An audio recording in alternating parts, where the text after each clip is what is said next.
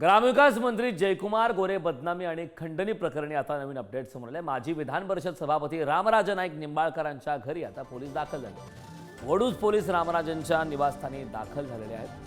हे दृश्य आपण पाहतोय। समन्स बजावूनही चौकशीसाठी न आल्याने पोलीस आता रामराजांच्या घरी दाखल झाले। त्यामुळे मोठ्या घडामोडी सध्या घडत आहेत। वडूज पोलीस आता रामराजांच्या निवासस्थानी दाखल झालेत। या संदर्भात ताजे अपडेट देण्यासाठी आपले प्रतिनिधी साई सावंत आपल्याशी जोडले। साई, रामराजे नाईक निंबाळकर यांच्या घरी आता पोलीस दाखल झालेत। विशेष म्हणजे ग्रामविकास मंत्री जयकुमार गोरे यांच्या बदनामी प्रकरणी या सर्व घडामोडी घडतात। काय ताजे अपडेट आहेत? नक्कीच कारण ग्रामविकास मंत्री जयकुमार गोरे यांच्या बदनामी आणि खंडणी प्रकरणी वडूज पोलीस आता थोड्याच वेळापूर्वी माजी सभापती रामराजे नाईक निंबाळकर यांच्या निवासस्थानी चौकशीसाठी दाखल झालेले आहेत।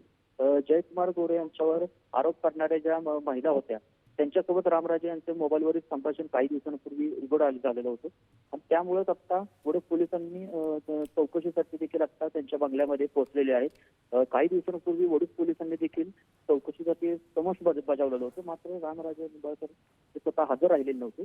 त्यामुळं आता हे पोलीस पोहोचल्याची माहिती मिळत आहे। या संपूर्ण प्रकरणावर बघायला गेलं तर संबंधित महिलेला देखील 1 कोटी रुपयाची खंडणी स्वीकारताना सातारा पोलिसांनी अटक केलेली होती।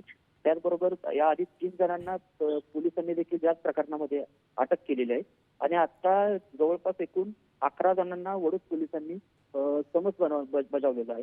आणि आता ताजे अपडेट सांगायला गेलं तर चौकशीसाठी रामराजे नाईक निंबाळकर हे बंगल्यामध्ये असल्याची देखील माहिती आता समोर येत आहे आणि वडूज पोलीस स्टेशनचे पोलीस या बंगल्यामध्ये दाखल झालेले आहेत। अगदी नक्कीच साई, वेळोवेळी या संदर्भात या घडामोडी संदर्भात अपडेट घेत राहू। तुर्तास खूप खूप धन्यवाद या महत्त्वपूर्ण माहितीसाठी।